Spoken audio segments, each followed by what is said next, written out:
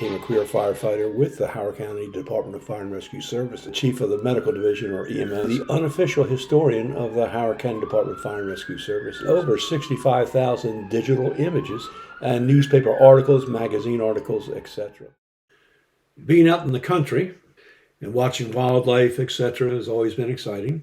But sometimes there's little tragedies that occur, and that's just nature. We live near a moderate-sized lake, and all year long, especially in the wintertime, waterfowl will land there and stay there through most of the winter. It becomes a little problematic for them when the pond starts to freeze over, and then they can no longer swim, but they can walk across the ice.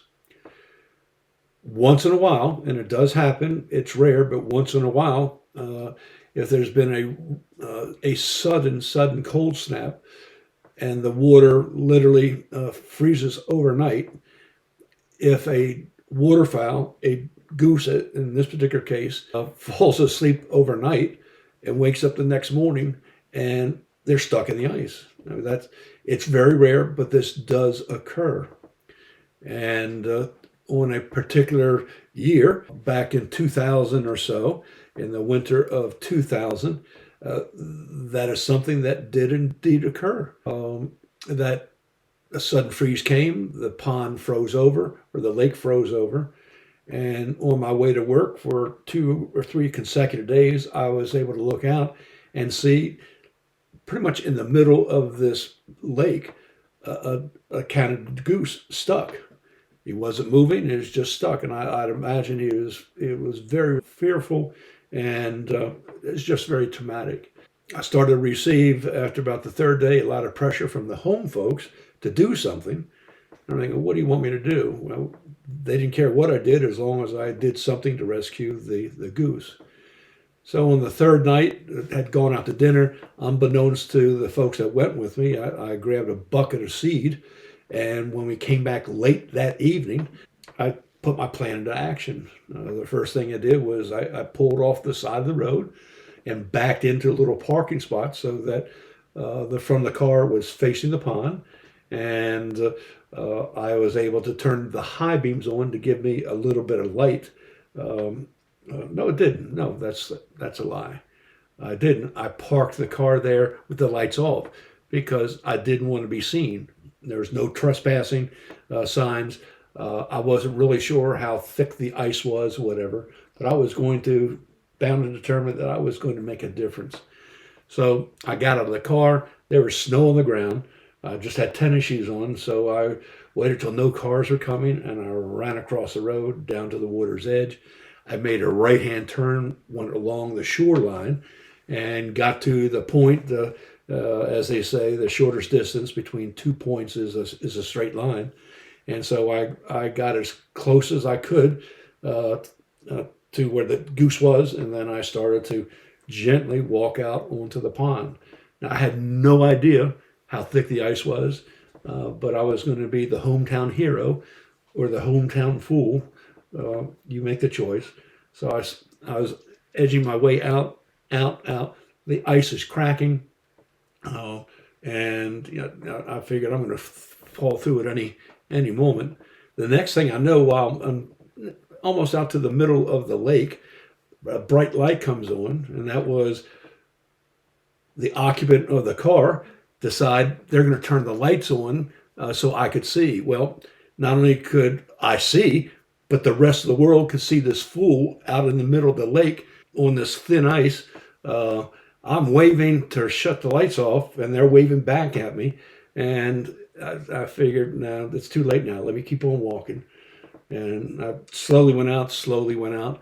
And now I'm thinking that I know God has a sense of humor, and that I know I'm going to fall through the ice into the pond.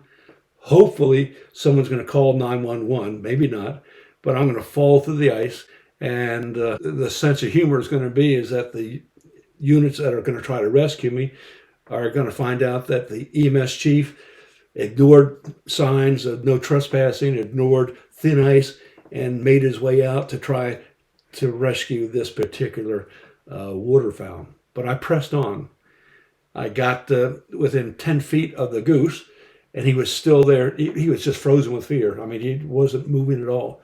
And I decided I would go approach him from the back, because I approached him from the front, he might start flapping his little wings and break his legs or whatever. So I slowly came around to the back, got within about 4 or 5 feet of the goose, and with my bucket of seed, I looked down. It's a friggin' decoy. And I knew just then that God is now saying, this is the time that I'm going to take him. But I think he was laughing so hard he couldn't. So now I'm inching back to the shore, finally make it to the shore, go running back to where the car was. I'd gone about 10 feet, and there's another goose that was right there, decoy. And I had, on the way in, I'd thrown seed right in front of that duck or goose. I made it back to the car, and I was fuming. And probably said some bad words, went back to the house, came into the house, and opened the door, slammed the door shut, and I went upstairs. When wife came in, the girls were sitting at the table, and they asked her, what the heck is wrong with Dad? And she began to tell the story of how he went out on the pond and saved, oh, you mean the decoy? They knew, I didn't, so I was a fool. But anyway, saying that, my youngest daughter decided she would commemorate this whole event by writing a poem. And the poem goes as follows. It was entitled The Father's Day Goose. Father's Day, and she wrote it for Father's Day and wrote it on June 17th. And it went as follows. As another year comes by, another winter comes forth, and once again it's time for us geese to fly north. We head to our spot at Larry Land because for them, we're a helping hand. Their pond is a place where we swim and stay, but our real purpose is to keep the other geese away. Cold weather soon came as night fell, quickly causing the pond water to swell. 4 days our legs were frozen to the lake. Hunger soon came as our lives were at stake. For those who drove by wouldn't know we were stuck. All we could do was pray for some duck luck. We realized that we'd never swim again or be able to fly until we saw this lovely young couple driving by. We had observed and watched each car, and we could sense these two kind souls were different from afar. These are the type of folks that you want to meet, the type they all pick up a turtle in the street. I was known for that. For the woman was convinced we needed some food. The thought of us stuck really upset her mood. As a tear rolled down her face, for time and her were now in a race. She drove home to grab food and then her man, for the two of them would have to work out a very tricky plan. When night came and the farm closed, the couple parked their car and began to mose. Trespassing on this property, they feared of getting caught. For those 10 minutes they'd had to ignore everything that they were taught. The woman sat in the car with the engine ready to go, while the man ran through the field, remembering to stay low, and the field was full of snow. With food in hand, on the ice-heated walk, he placed food in front of the goose, who hadn't talked. When he went to go feed the second goose, he noticed that its feet weren't stuck, but they were loose. He crept back to the car, where his wife left the door open.